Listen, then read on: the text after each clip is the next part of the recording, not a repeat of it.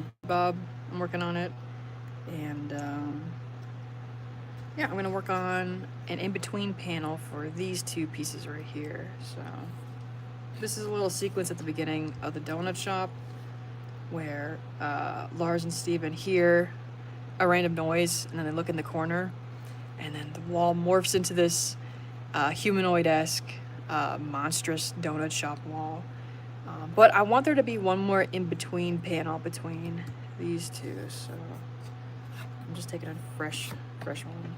And then I have to number these right or I'll forget the order, so got these.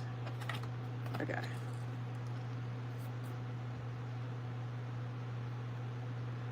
Let's see.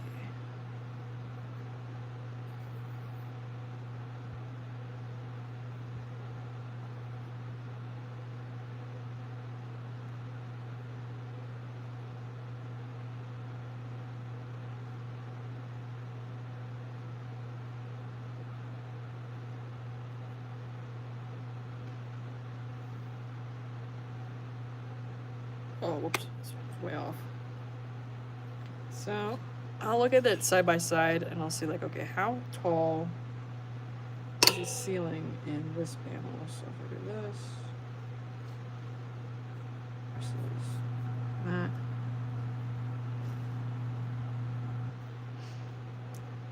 And then I want to do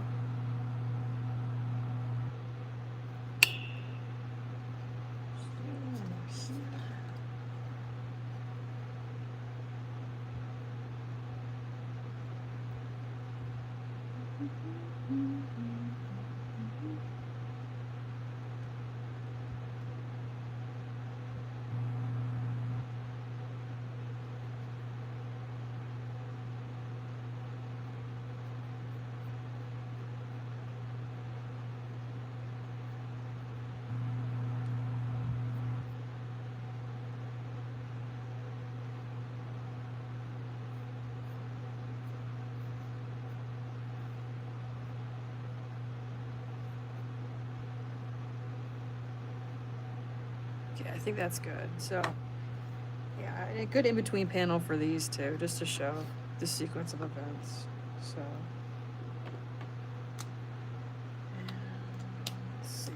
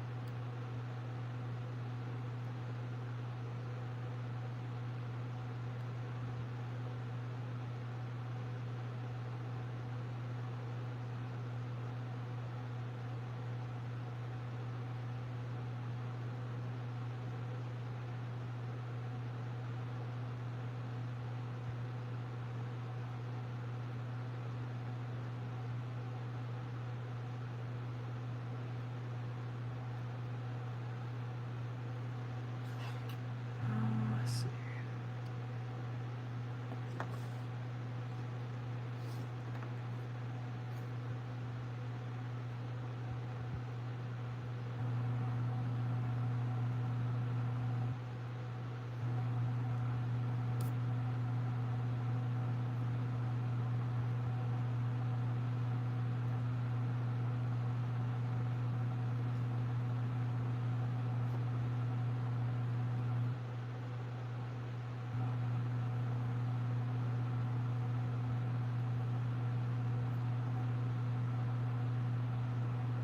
Okay, this seems good. And then I have to wait like a minute for the ink to dry or else it's gonna smear everywhere, which I've learned the hard way too many times. So I'm just gonna do a little bit more texture work on this one.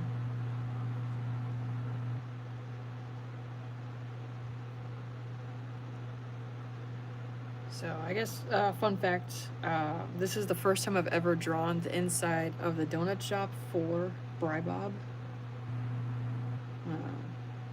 very, very arbitrary fact, but actually, is it? Yeah, I don't think I've ever drawn inside here.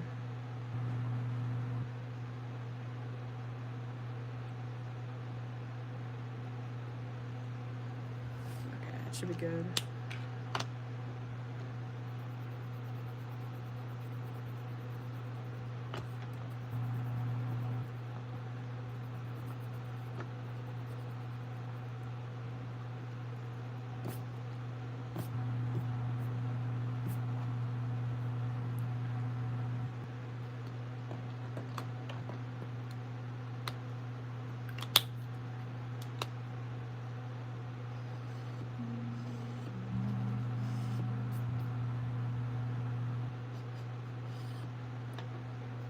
Hello, Diana.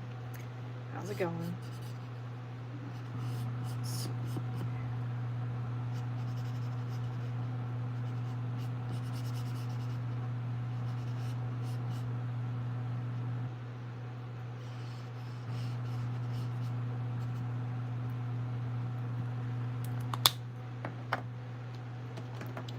So it's really important for me if I want to do panels that are directly in a sequential order like this, because this is a last minute addition. I will forget the marker combinations I used, and I don't know. It's important that I do it all in one batch versus coming back and trying to recreate what I did later, because I kind of make up the process as I go for each chapter. So the way I shade and layer stuff, it varies very much chapter by chapter. It's not all like set in stone. So like for instance, I do a very specific process in all of these panels with this this, I guess you can't see it on camera, but it's 36 and then this Copic on top for this light brown effect. I don't know.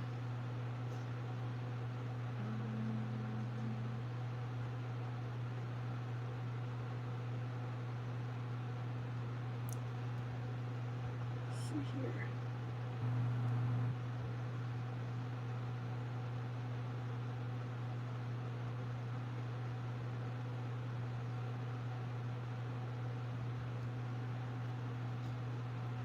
Hello, Michael. Welcome in. Welcome in.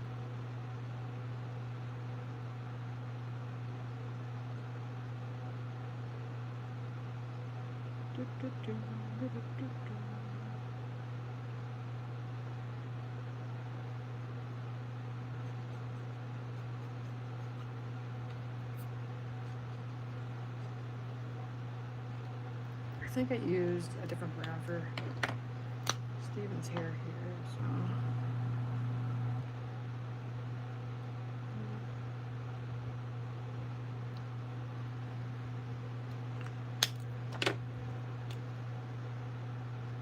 And one thing I noticed is the line weight.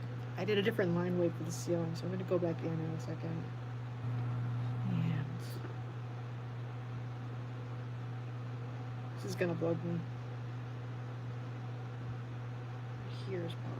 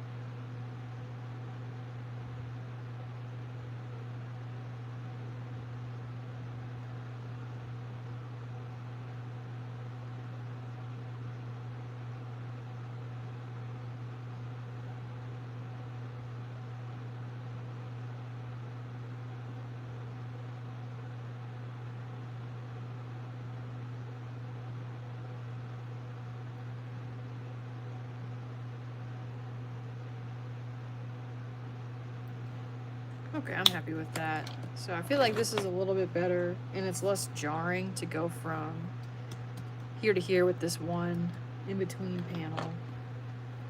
But I definitely want to add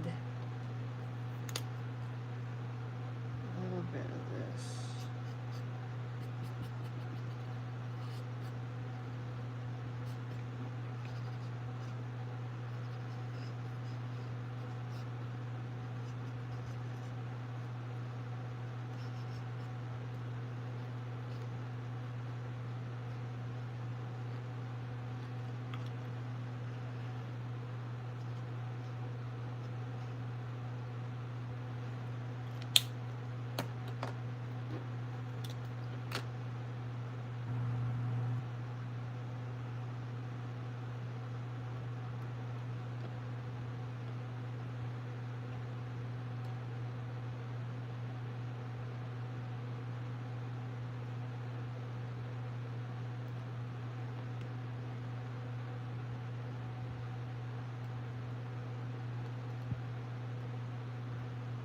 Okay, I'm happy with that. So this sequence inside the donut shop is done.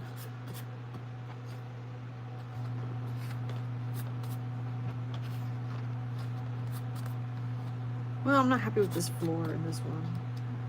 So let's see if I can fix it.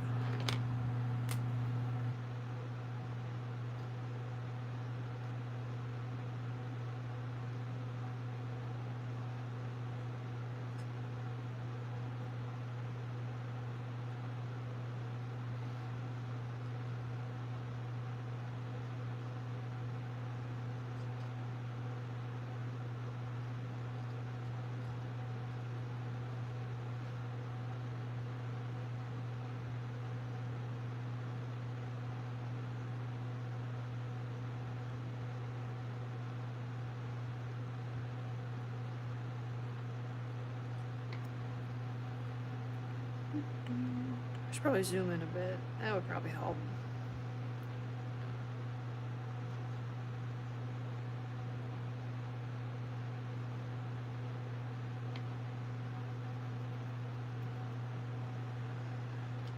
Okay, now for the outside of the donut shop.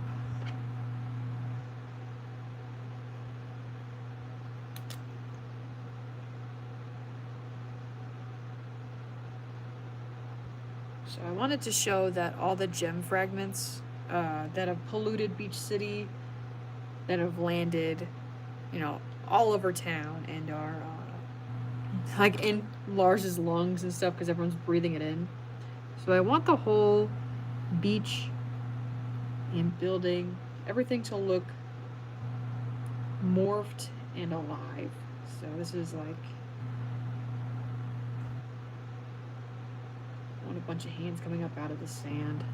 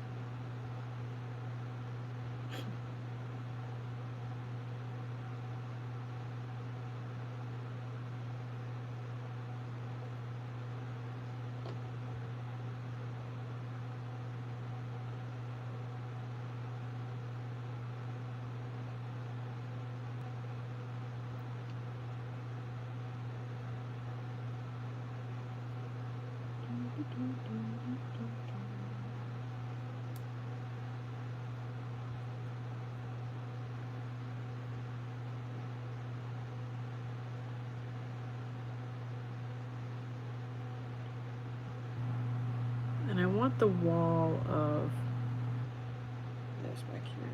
It's like, where is it in relation to the donut shop?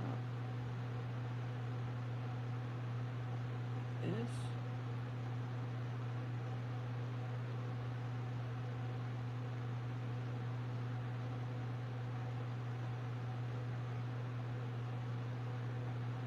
Here.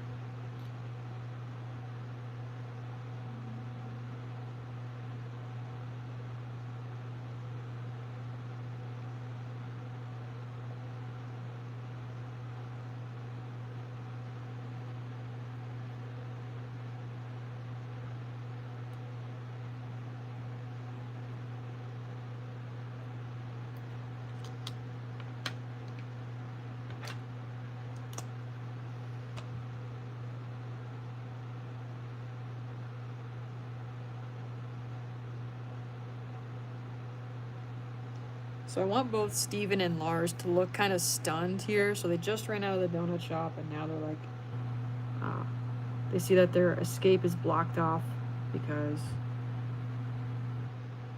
Let's see. I'm gonna have.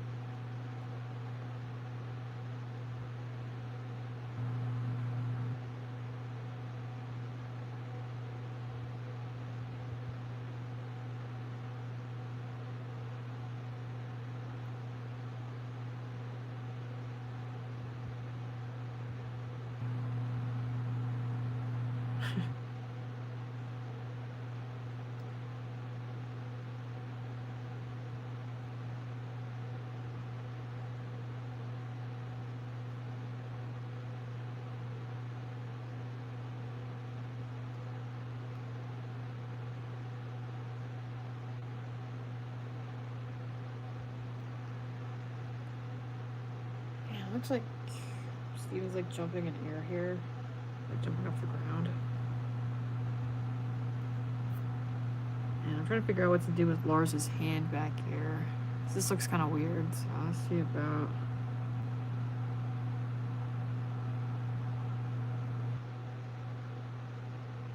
Yeah, it looks goofy, but that works.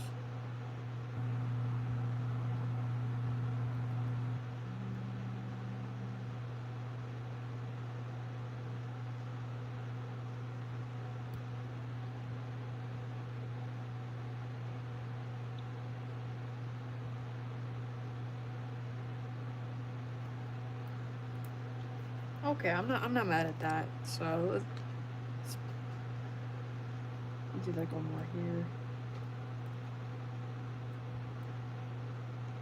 So yeah, basically the inspiration for this scene is the lighthouse episode, but on steroids, where that one gem shard was stuck in the lighthouse, and it like, or that and the Frybo episode. Hi, Sweet Pea, welcome in. So yeah, the lighthouse morphed like a giant human mouth. So I'm thinking of just humanoid gem body parts erupting around everywhere where the gem shards have landed.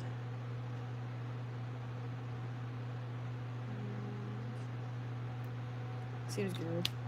Thank you. Yeah, this is definitely the build-up of the whole Krusty Crush gem shatter factory. So I want it to have a good payoff. So I want to show what would happen if a bunch of gems all at once just decided to get shattered and then have their remains puffed through the air and then polluting a town. Like, how crazy, what the results would be. Because I was thinking about, like, I was thinking about the cluster and how even though all the gems were shattered, they were still, unfortunately, like, alive in a certain way. And then, like, well, how small would a gem have to be shattered? Like, what, like, if they were even crushed into dust-like particles, could they still be sentient or quote-unquote alive? So that was the idea behind the shatter factory, was that even if they were crushed up into dust-sized pieces, they would still, it wouldn't be the end of them fully.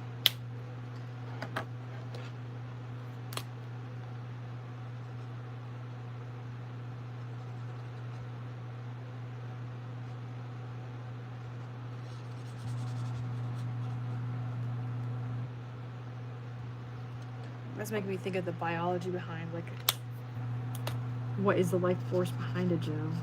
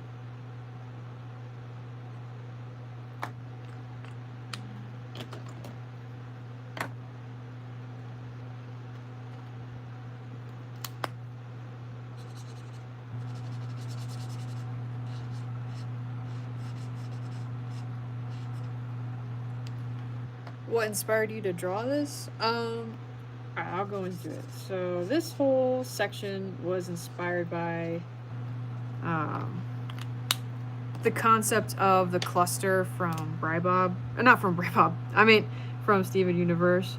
And the idea that gems can be crushed up into small pieces, but they're still like semi-sentient and then forced to fuse together, and they're like not fully dead. And so I was thinking, like, okay, what would happen if gems were crushed into dust size, like microscopic even sized pieces? Like, when is a gem fully dead and not sentient anymore?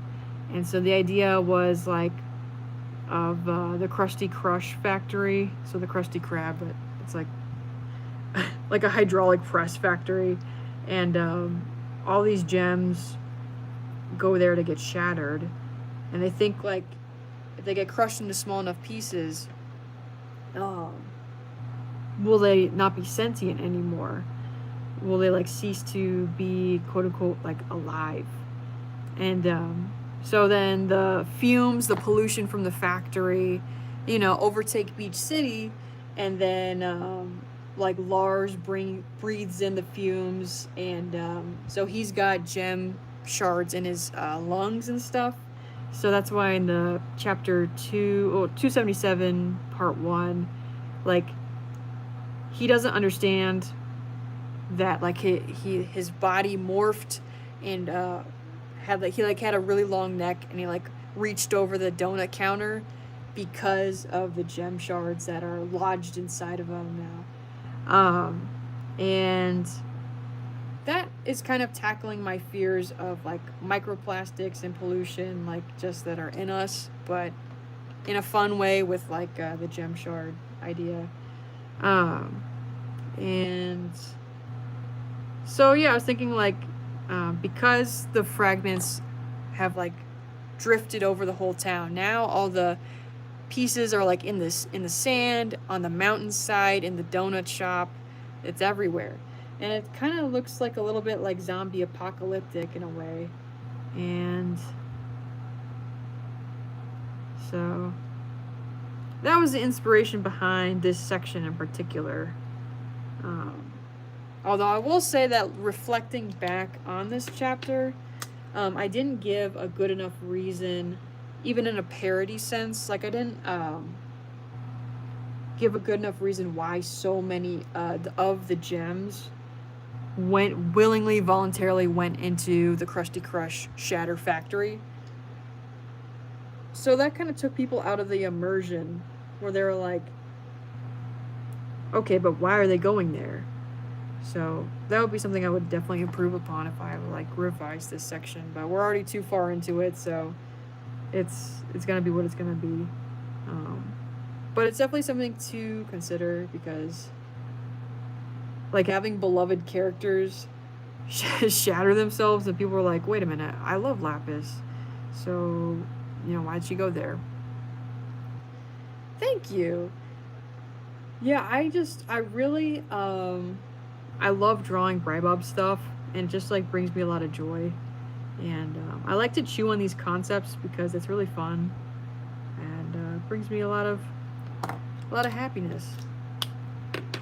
And it's pretty cool. I feel like so Lars of the Stars is coming out, I think next year, but there's like a big kind of revival of the Steven Universe like fandom and stuff. So there's a lot of people that are also like enjoying my little parodies of it, which is fun.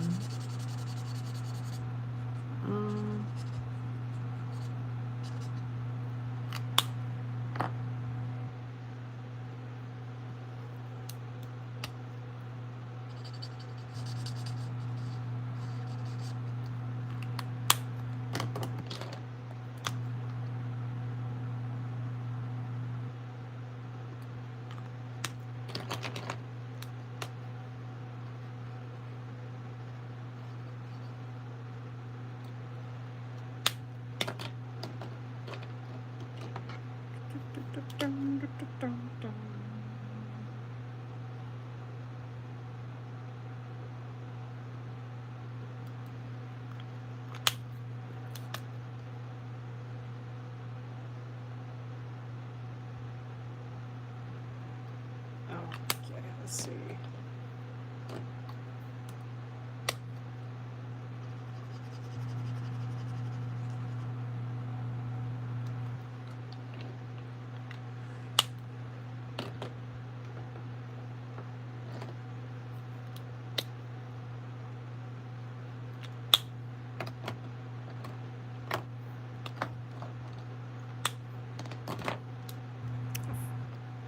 What is the thing in the upper left corner?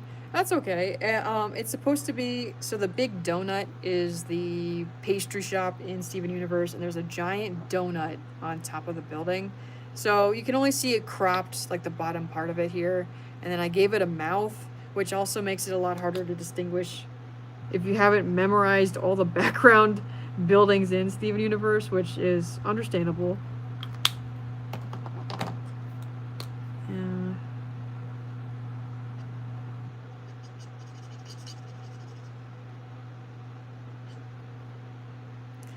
I mean, it's like, what, it's been like a decade or so since the first episode's come out. I could be totally wrong on that, but it's been a long time.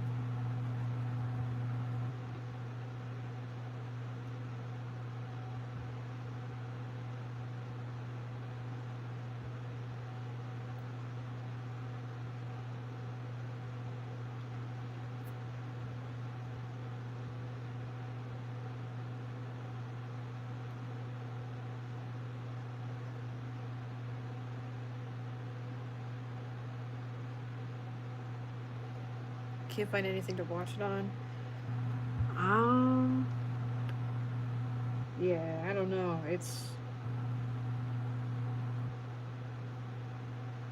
I mean, you could probably find clip compilations on TikTok and YouTube, but that's not like an ideal way to watch it.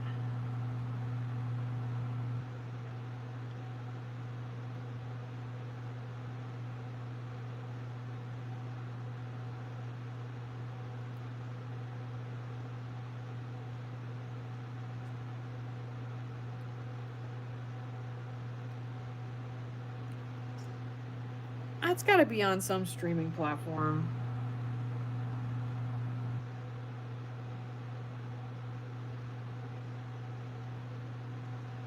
Yeah.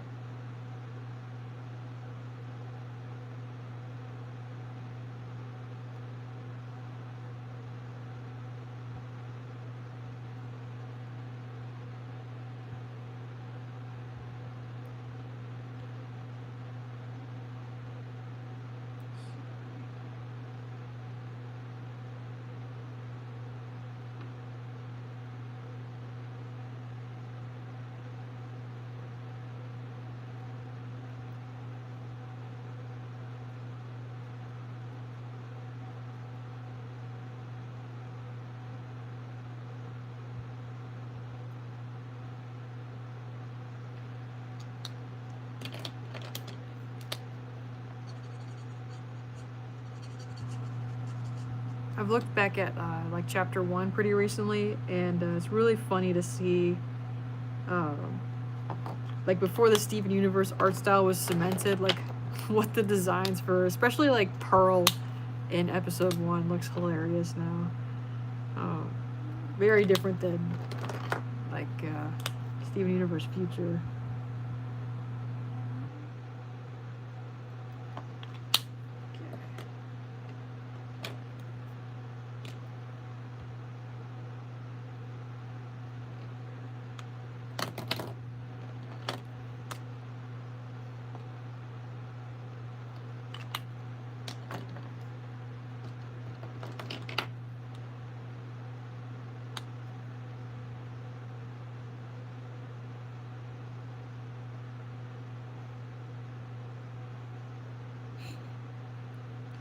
Is the taller guy his dad? Now this is Lars.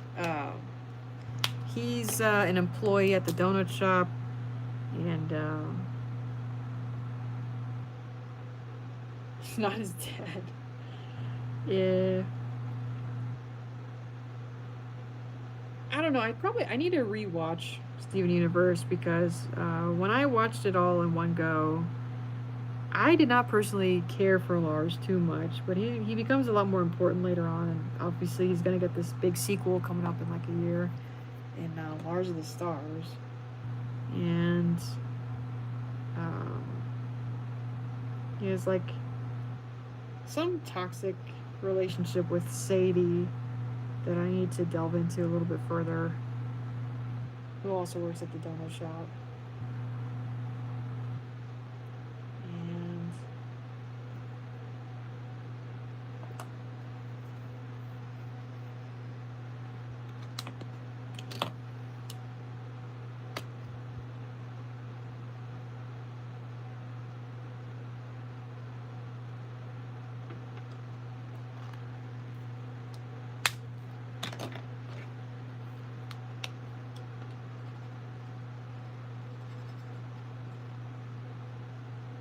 so now I just want to make it a little, just add some little details to make it pop a little bit more, because I feel like all the hands are pretty legible.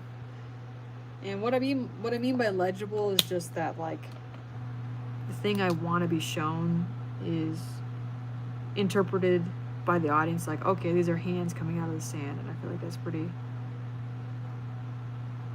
it looks like that. And there's a little bit of shading to show depth and dimension, and I could actually add a little bit more shading, like a face over here.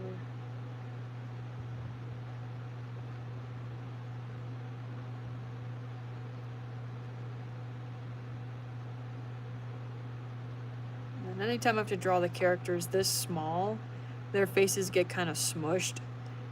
But I think it's kind of charming, so I don't mind. Like, how simplified and smushed the art style gets when they're that tiny.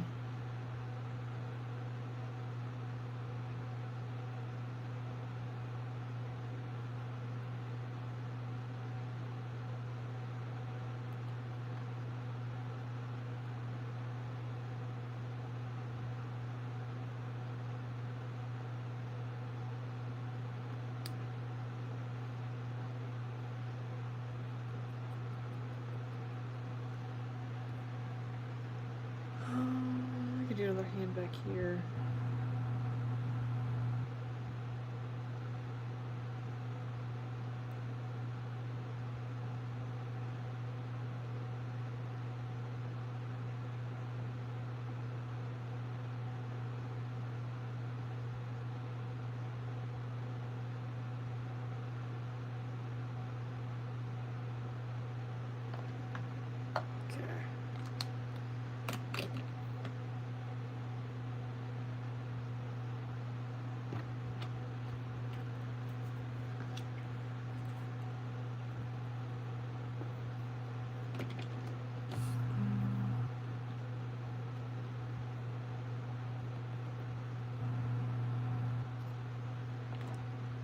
So I feel like this one's pretty much done. I like the amount of depth. I like the, you can see the faces in the donut shop, faces on the wall, on the sand, and coming out of the ocean here. I like Steven and Lars's expressions. It seems good. I think this panel's good. So moving on to the next one. And this one is from Lars's perspective, and he's looking over at the skyline, the city skyline for Beach City. And then I want to have this one, I might need to work off camera a little bit because this one's going to be a little bit more detailed, but I want to show all the buildings in the background are like morphing into, so let's do the water tower. That could, oh yeah, let's do like,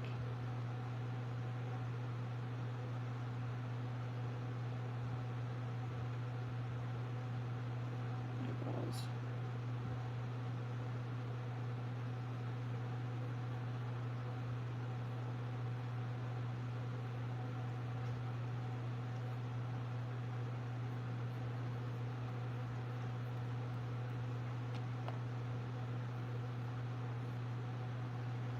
So I try to keep the phrase show don't tell in the back of my mind while I'm making stuff.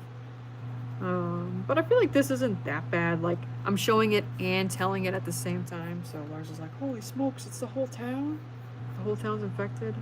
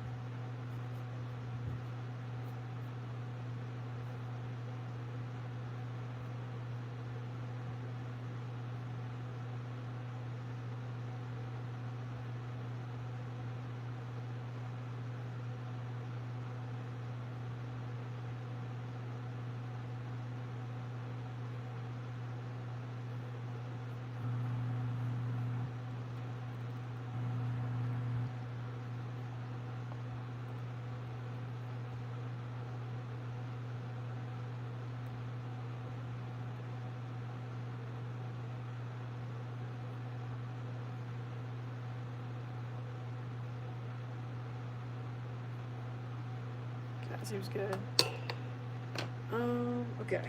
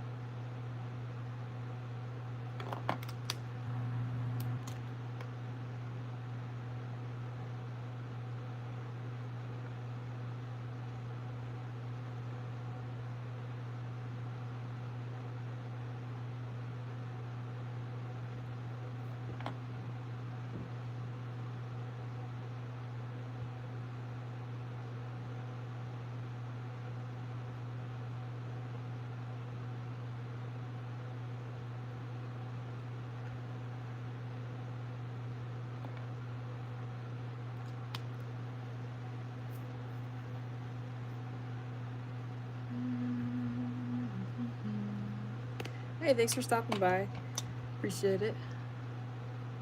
Hopefully this chapter will be out in like a day or two. So definitely stay tuned for that. I'll have it on my everywhere on Instagram, TikTok, Comic Fury, and all that stuff. So.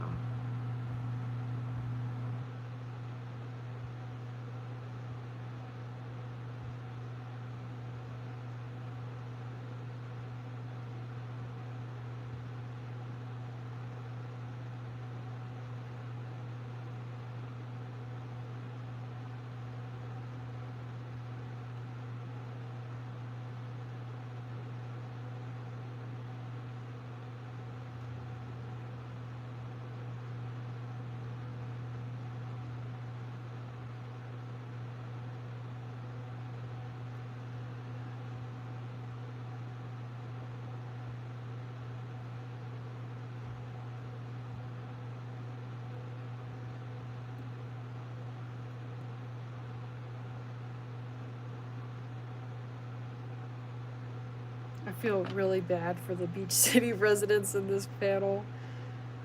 The idea of the whole town morphing. Well, also, you'll see in the next upcoming panels.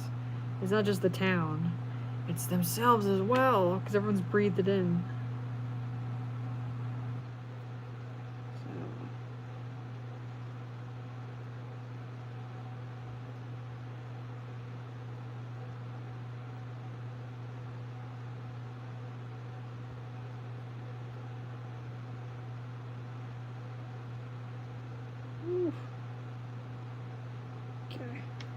I'm gonna let that dry. And then this one's gonna be interesting. So this panel, it's gonna be Lars's body moves on its own, and he's gonna hit Stephen in the face, and he's not gonna understand what's happening. So to do like.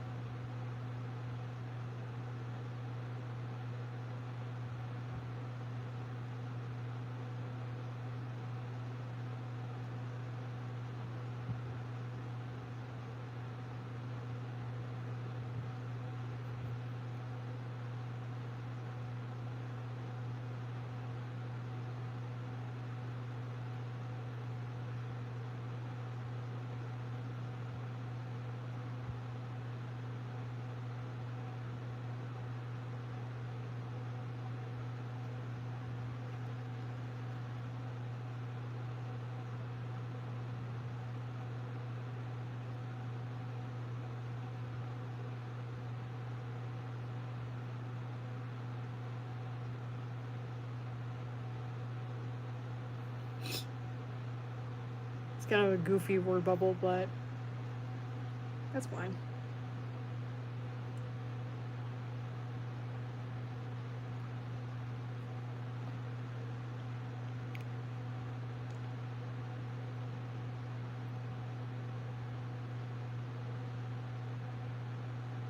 So I want to make it really clear to the audience that this is Lars's body being controlled by the gem shards and not himself. So I have his body language doing two things at once.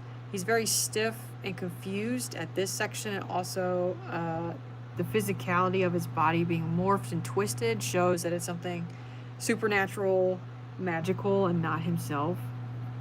So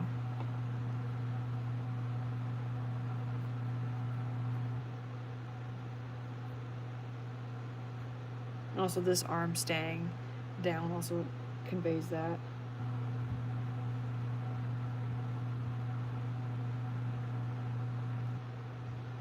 And then another hint is that the Jack's gauges are also a little bit too alive to show that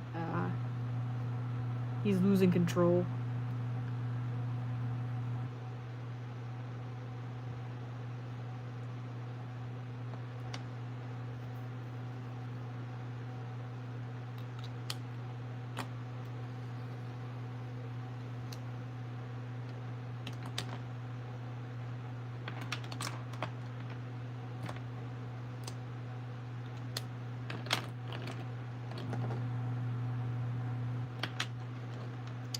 Okay.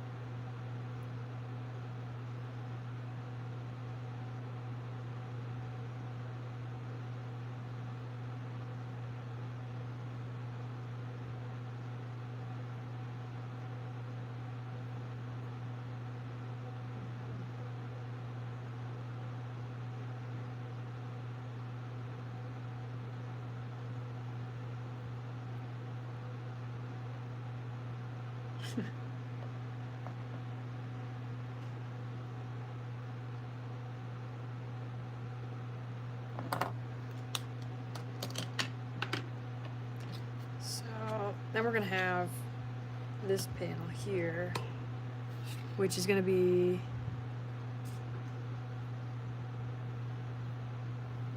Lars looking down in horror.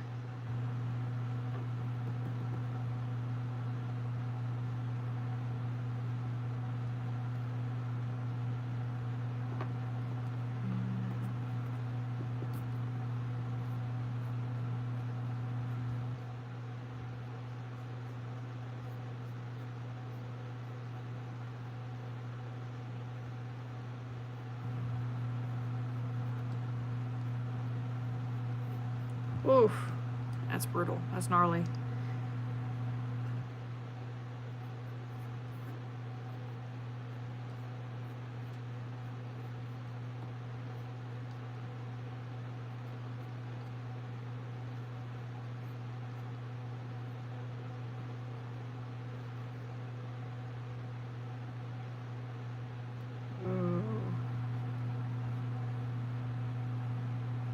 That's so creepy.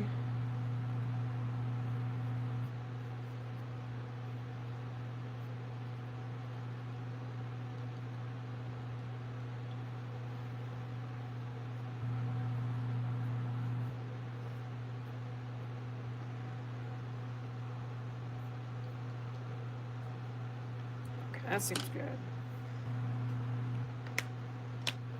Okay, let's do...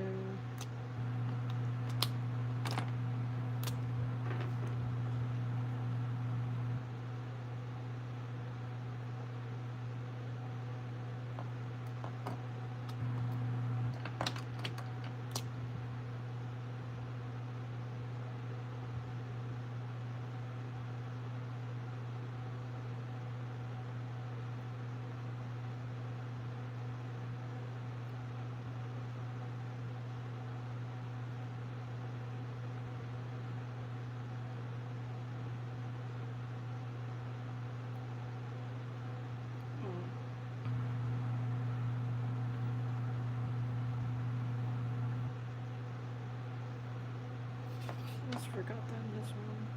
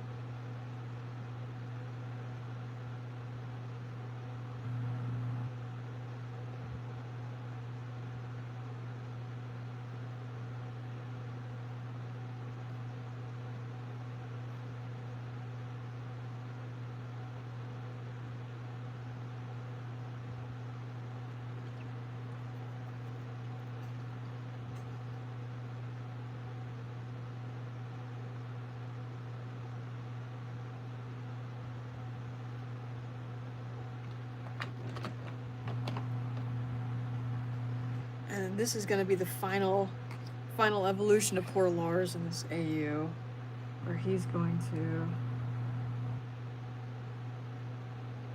try and attack Steven here.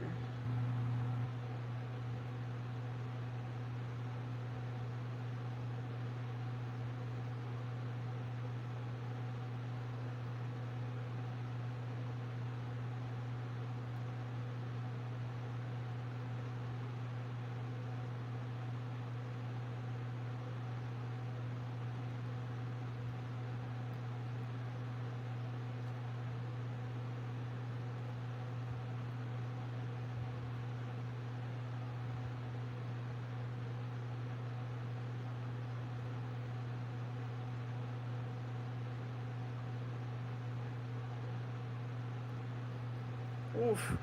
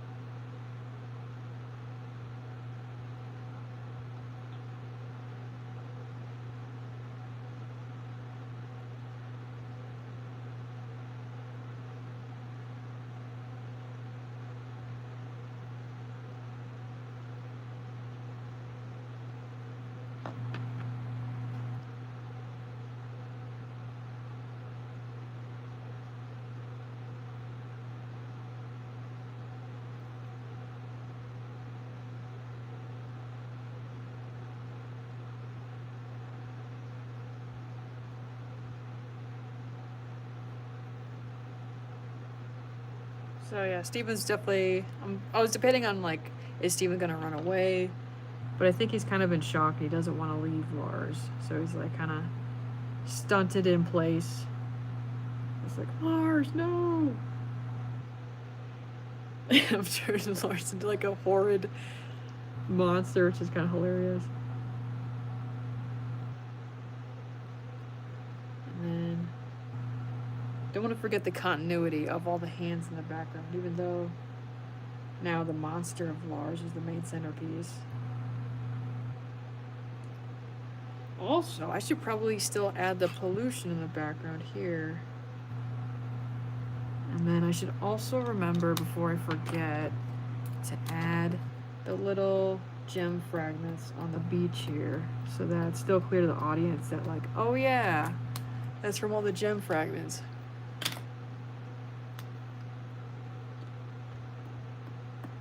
At least that's how I hope it'll get across.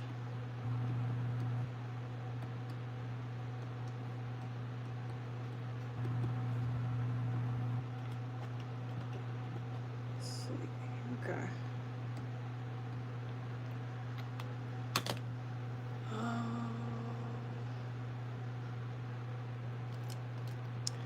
So while I do like doing this process of showing everything on live, it definitely increases the amount of time it takes to do these panels. I'd say like, I don't know, it's taking me an hour to do 1, 2, 3, 4, 5. Like, it's taking me an hour to do a couple panels versus probably knock most of these out off stream, just because talking and explaining everything takes a lot of time. But I don't know, I'm happy to do it because I definitely feel like I have a system down in place that I feel like I've mastered pretty well, at least to get out Bribob panels. And so I like to share that process because once I break it down, it's not too crazy.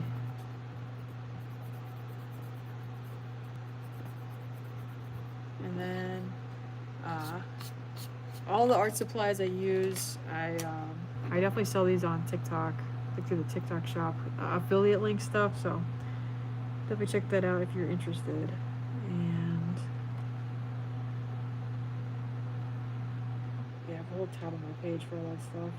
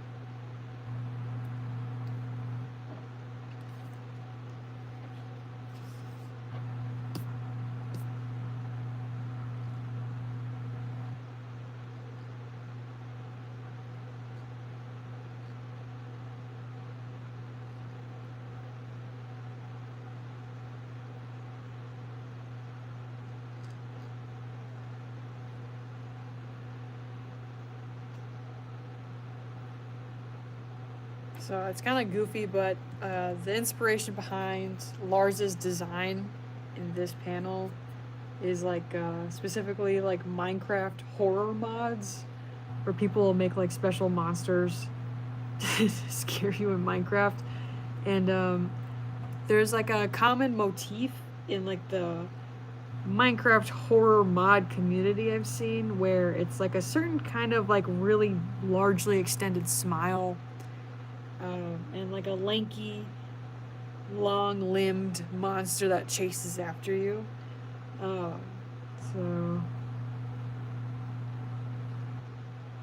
it's definitely inspired by that.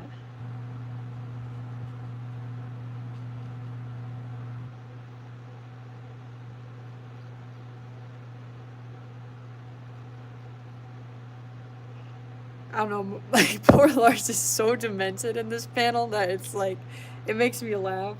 Like it's just so sad. And like seeing Steven cry over poor Lars, it just like, it's so awful, it's funny. At least that's how I see it.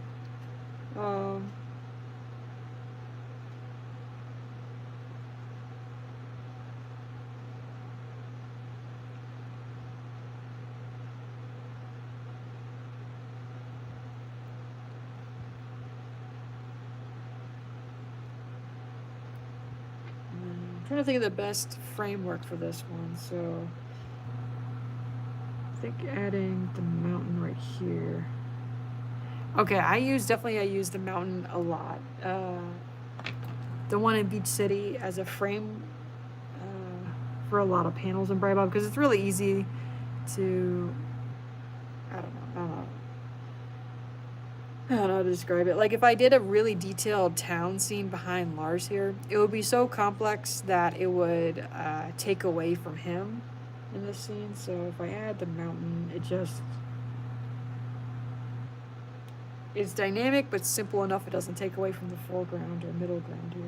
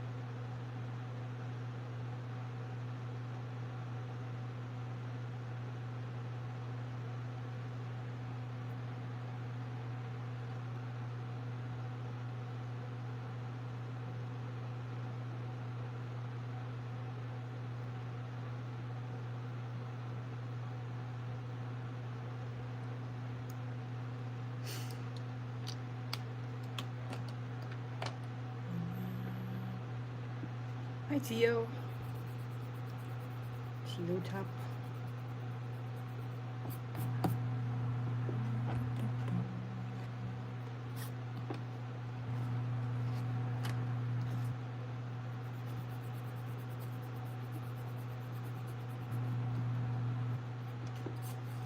Oh, almost had my whole setup fall apart.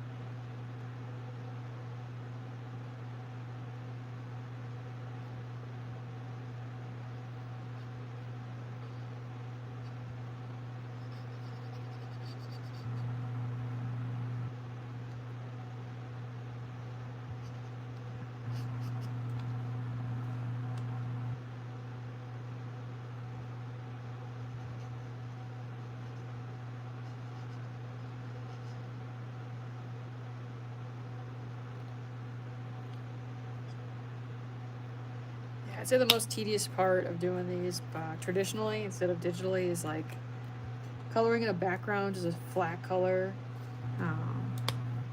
versus like digitally where you could just, you know, use a bucket tool. That's really like the one thing I really miss about drawing digitally versus traditionally is just some of it.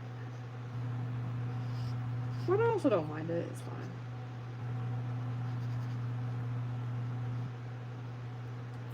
And managing how much alcohol markers like bleed on the paper. So making sure, because it's really easy to make alcohol markers look kind of sloppy with like really tedious line work, because if you're not careful it'll bleed too much into other colors, or there'll be like large gaps of like white in between the line art. Oh, thank you, Tio. I've got a bunch of posters in my store, and I want to make some other cool ones soon. Probably after this Bribob chapter, I want to start making another giant, like, trippy poster.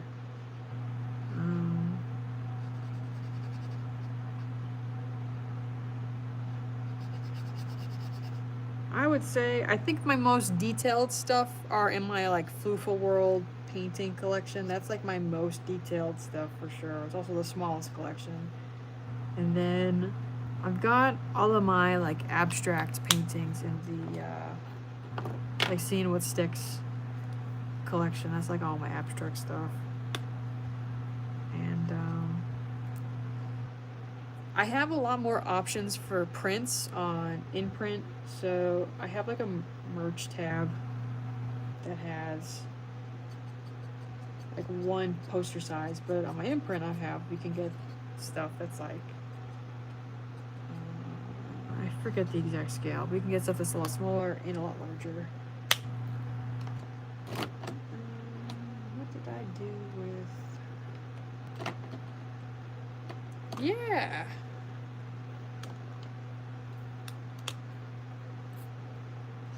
Well, thanks for checking out my posters and stuff.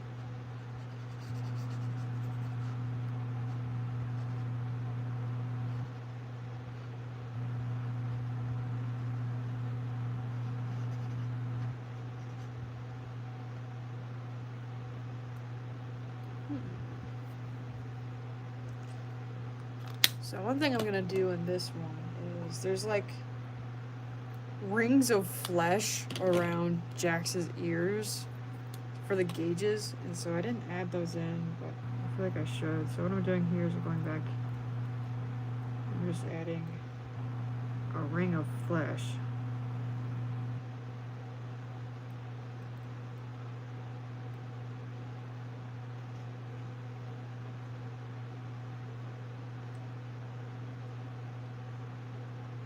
It's not a perfect color match, so it looks a little off, but that all fits that.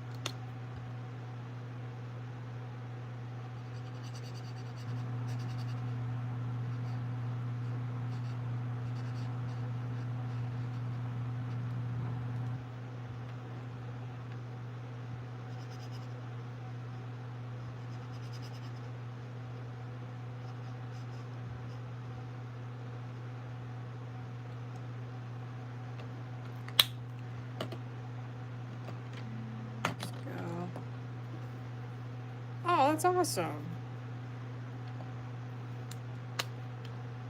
Yeah, I need to make another big poster soon. It's been too long. It's been months. So I'll definitely get on that. I'm just having a lot of fun making Bribob stuff. Even though I should be probably focusing more on original stuff.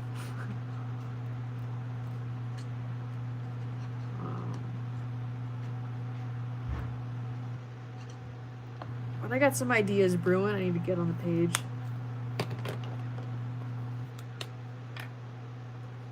But I'm really happy I can inspire. That's awesome.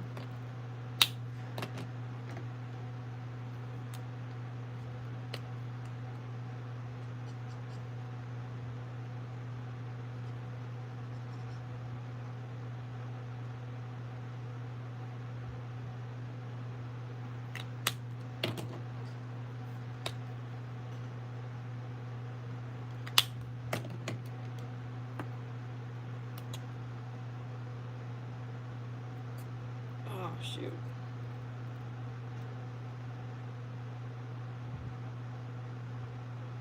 I accidentally smeared some ink on Lars's teeth here, so that's... I gotta fix that.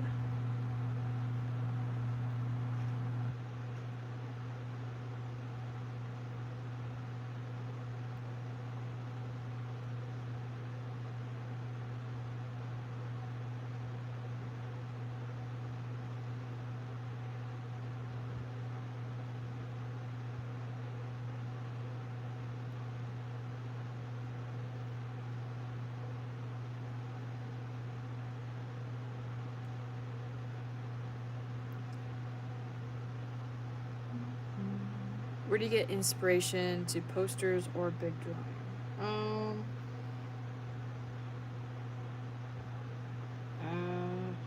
Well, I usually get inspiration from painful feelings that I want to transmute onto the paper. And usually that's the catalyst for my big works is uncomfortable and painful emotions. And then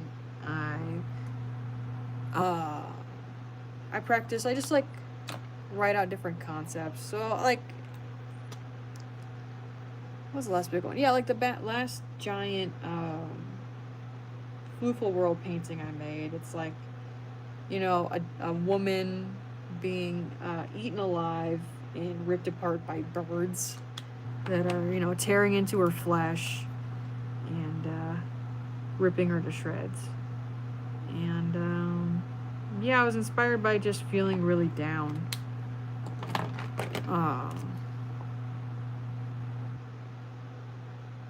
And then, yeah, there's like a raging fire behind her in the painting.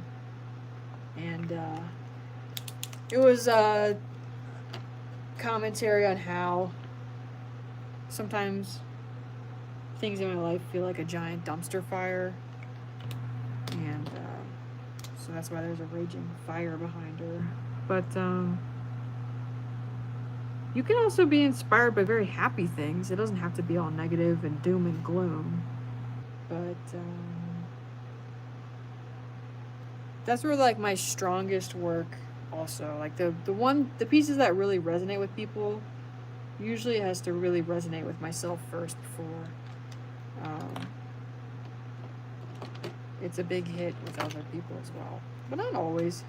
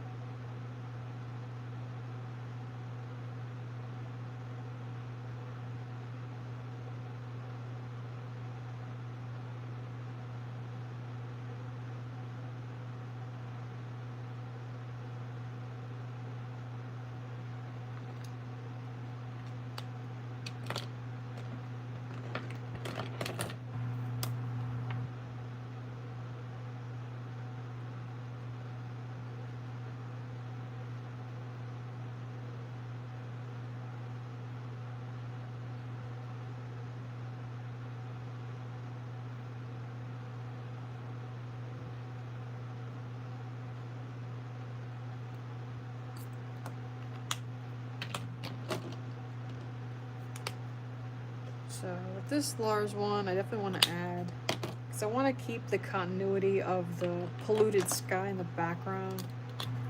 So I want to add gray back here.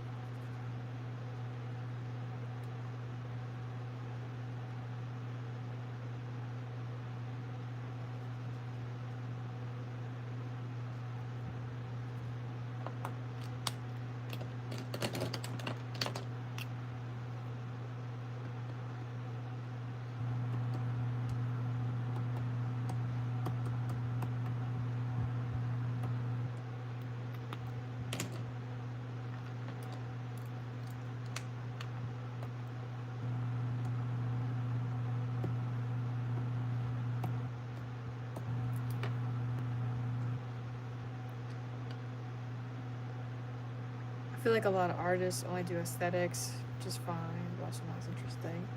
I mean, I think it's hard to make judgment calls on what someone else is ever truly thinking, and but that's my own bias.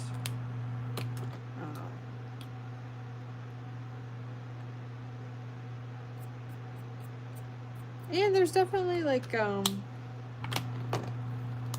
know. I don't like to judge anybody, honestly, because I feel like I'm in my own glass house in so many ways, so I never really judge, especially other artists. I'm like,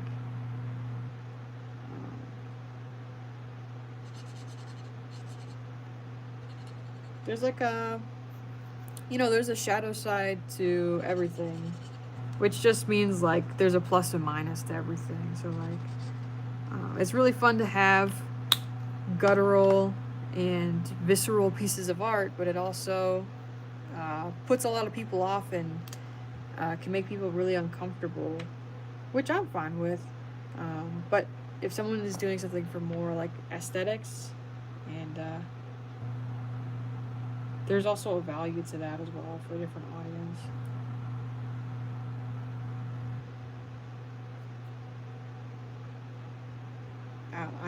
I can't judge.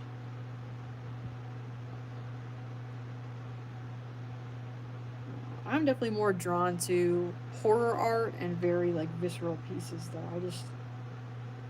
I find it a lot more interesting and entertaining, personally.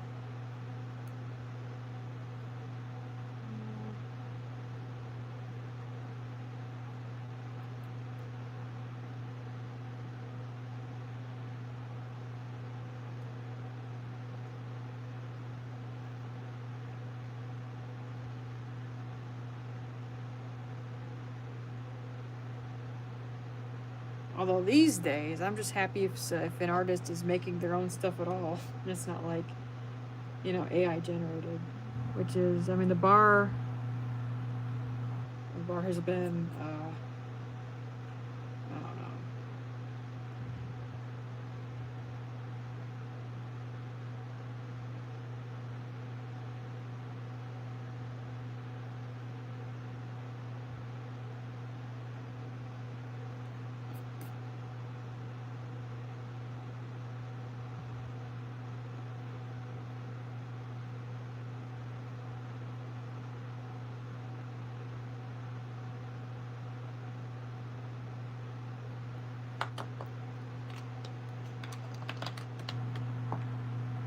Haha. No, I don't know. I have very strong feelings about trying not to be as judgmental as possible when I can. And I feel like it makes me kind of boring because I don't really have as many hot takes on stuff.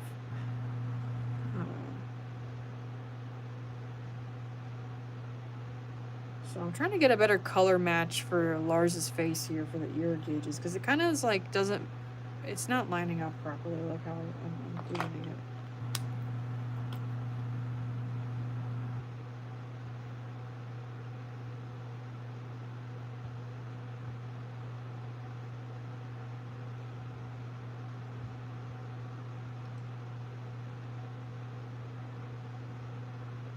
Okay, I think that's better.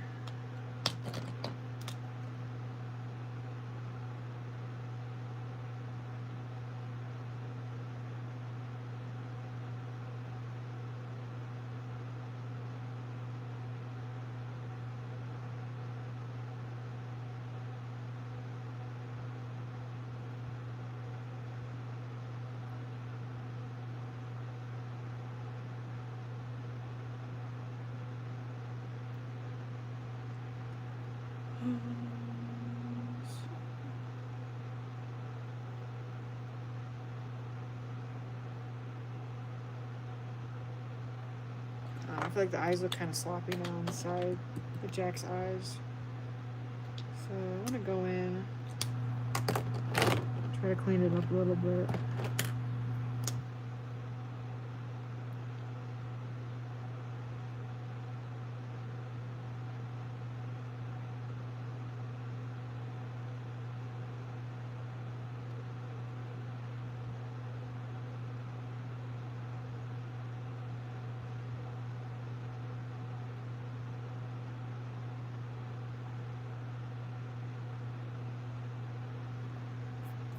Okay, I'm happy with that.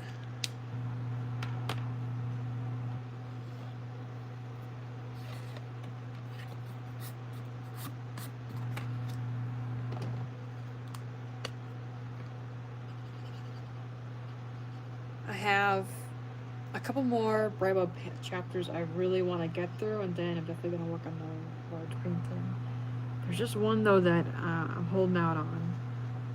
Like a chapter I really want to get to.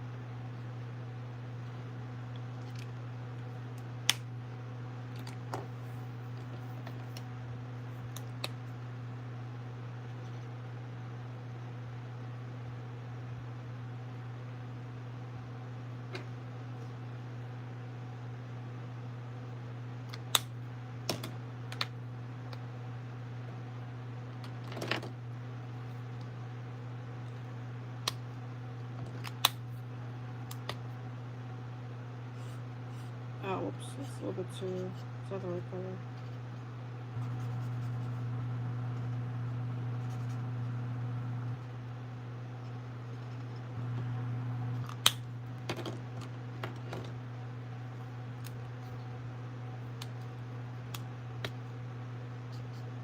That's also the wrong one. Whoops. Where is it? Is it this one? No, it's not this one.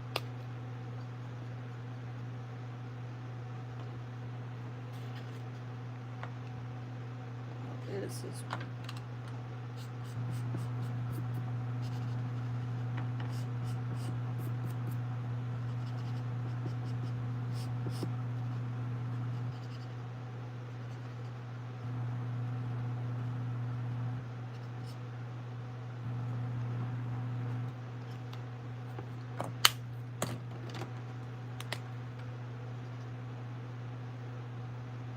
I feel so bad for Lars in this panel. He doesn't deserve this.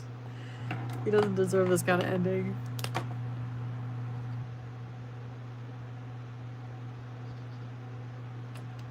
You know what it's reminding me of? It's reminding me of Off, the video game, OFF.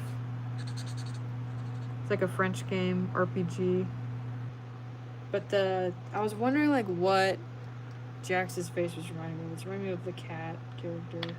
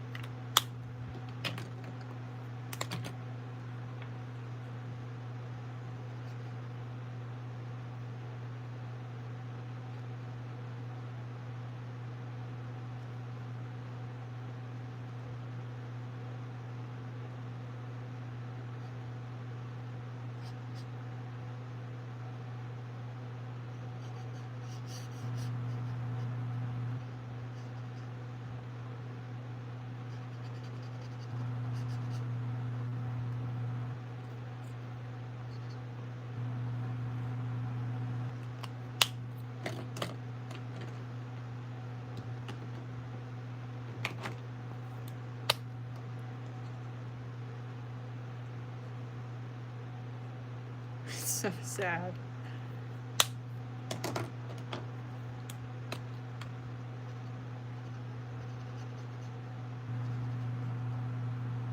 So this was interesting. I actually made Steven's sleeve too long, and then I cut it shorter. So now there's like a weird line on his hand. So what I'm gonna do is just go back in with some acrylic and just simple stuff like that. I can just correct pretty quickly.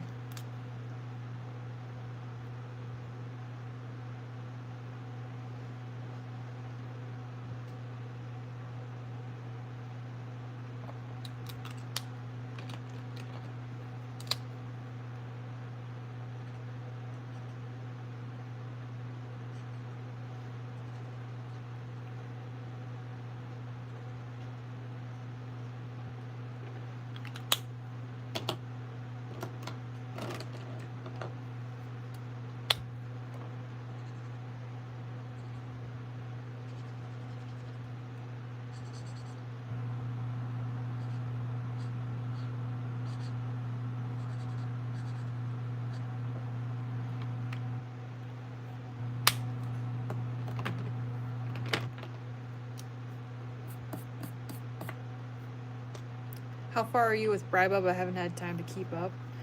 I'm on chapter 277, and I have made over 5,000 plus panels, which is just absolutely bonkers.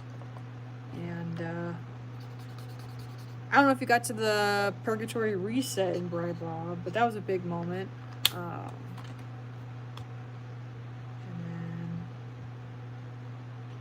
So all of the main cast in Bribob have been placed into a purgatory, which we haven't seen the full effects of it yet in canon. Like, there just haven't been enough chapters to fully explore it yet. But that's where Bribob is at the moment. This is a offshoot alternate universe in Bribob. So,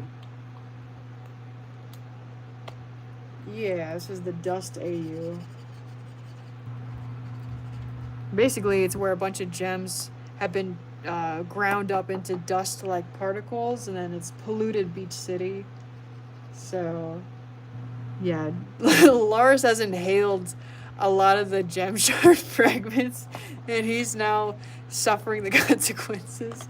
And so his, like, Jack's gauges have come alive, and the fragments have overtaken his body, basically.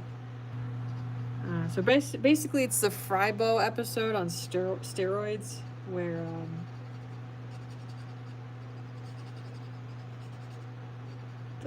yeah.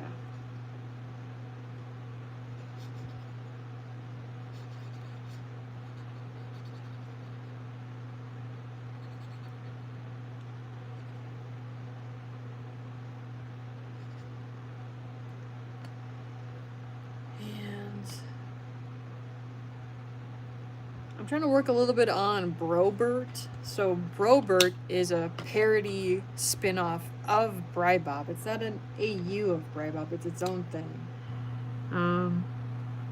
But I'm very much like, I'm not hesitant when I make chapters for Bribob, but something about making my own stuff, I'm a little bit more paralyzed and hesitant versus like the freedom I give myself with Bribob because it's fan art and goofy. So Brobert is a little bit stunted right now, but that's okay. I'm working on it.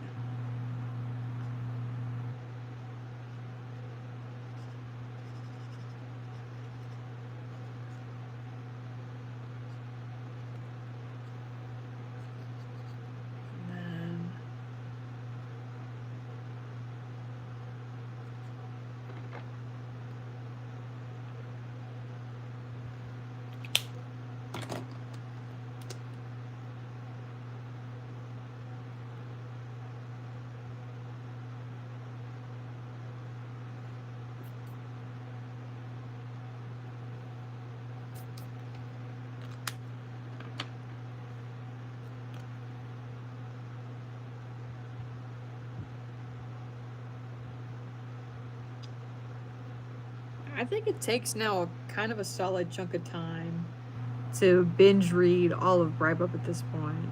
So sometimes I get a clue when people will tell me how many hours it took to get through certain sections. Like, someone had just made a comment about like it taking 5 hours to read from chapter 1 to 174 and all that jazz. So definitely, I mean, you can speed read comics for sure, or I don't know.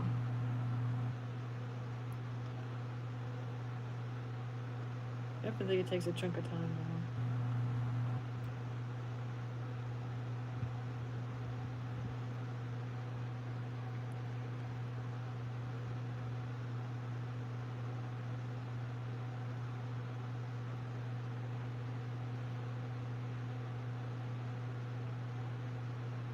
I love Steven's bug eyes in this panel.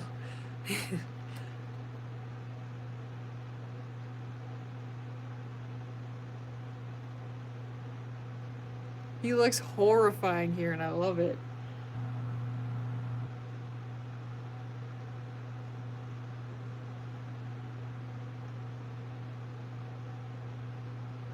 I don't know, T.O. Top. If you're a Stutz fan with the Stan and Guts arc and Bribob, but there's been a big upset in the.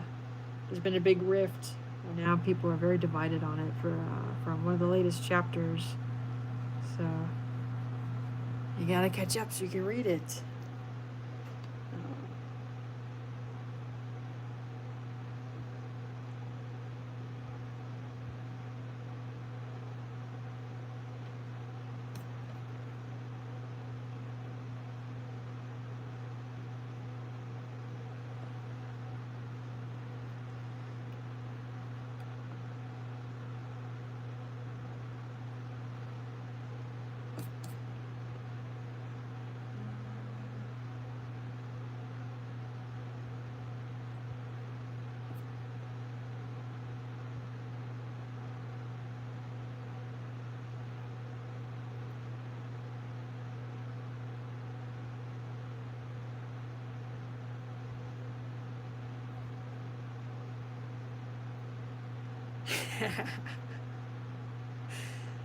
Oh, okay, I gotta add.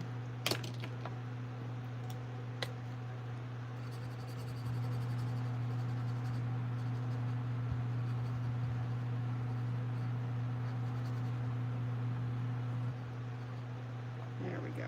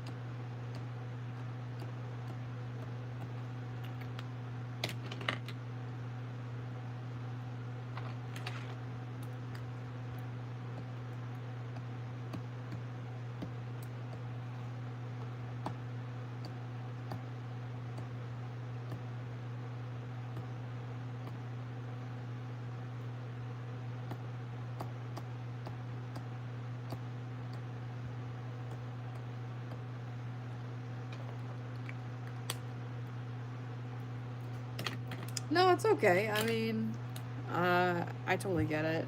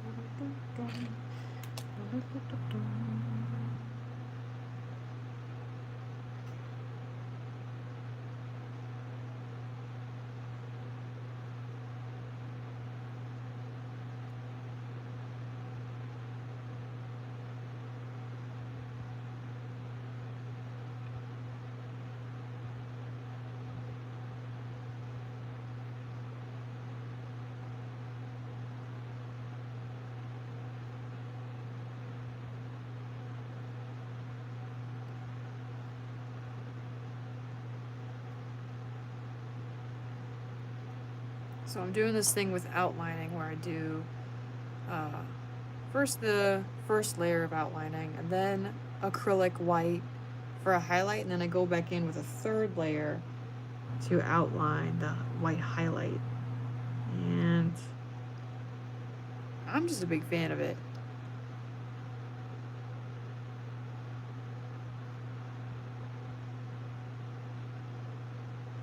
And then I touch up the original layer because it also gets a little overshadowed by the white acrylic, so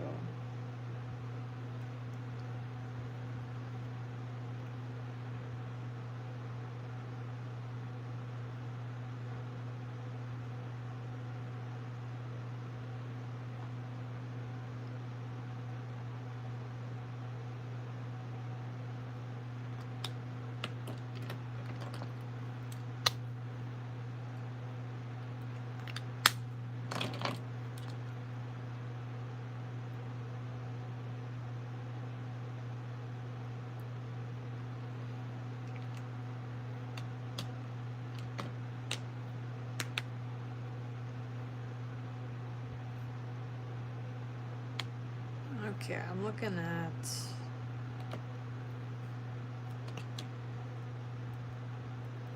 adding a little bit more texture lines to the sand, just a little bit.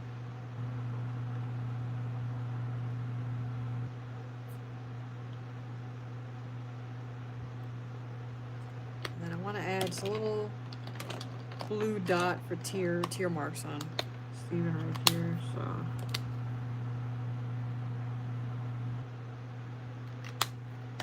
And then I think we're going to do a little bit more texture work. I don't know. I'm starting to get to the point where I can feel the texture. I've added enough, but just a little bit more would help make it pop, so. Right here.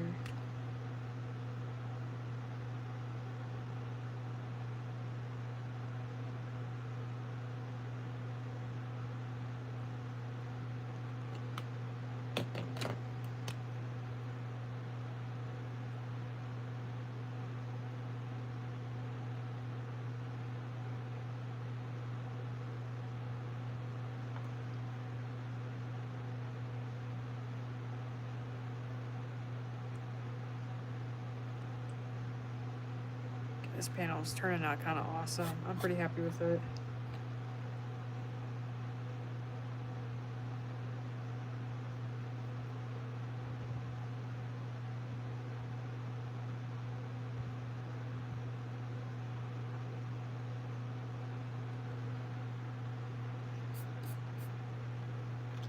Oh, no problem. It was nice chatting with you.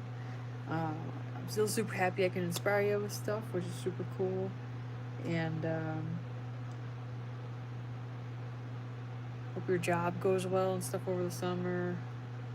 And I'm gonna do some more lives on here because it's I like showing my process, so I'll start doing that a bit more. And if you ever want to read all of Bribob, it's all on Comic Fury for free. But I totally get it. No problemo.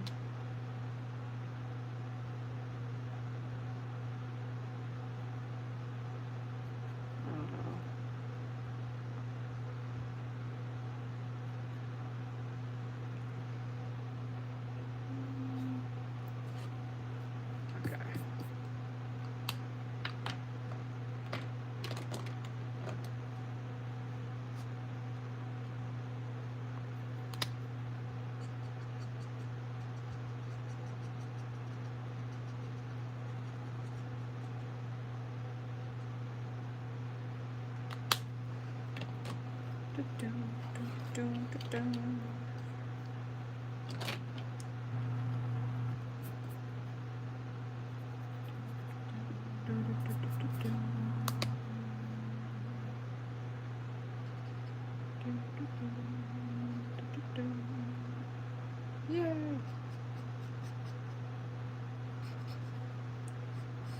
I don't know what I like about YouTube lives is it's automatically uploaded to YouTube. So if I try to make a video over like 15 minutes, it's like a very arduous process to get it from my phone to YouTube, which is kind of weird. Like, it won't load.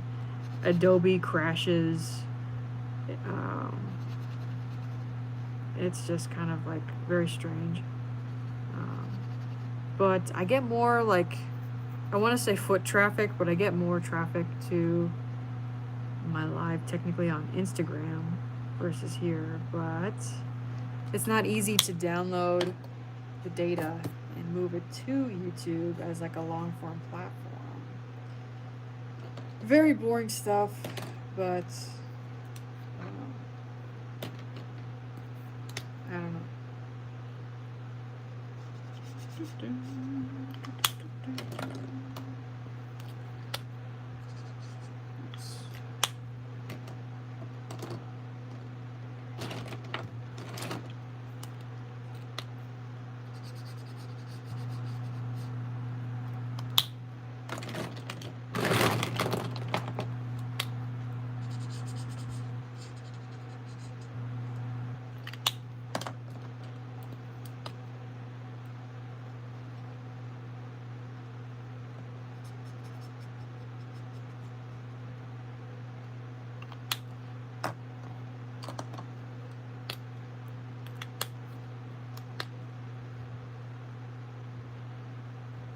So what I'm doing in the background here is I'm adding a layer of blue to help push everything further back and make it seem like it's further away. And then I'm going to add the other colors on top. I'm doing like a base of blue first.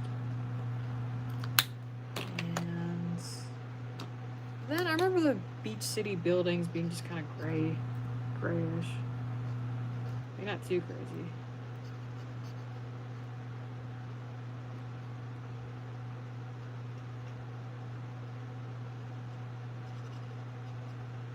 But mostly you can see that all the buildings are warped and turning to the side. So it gets across the vibe that the whole town is like kind of writhing and alive now, which is horrifying. And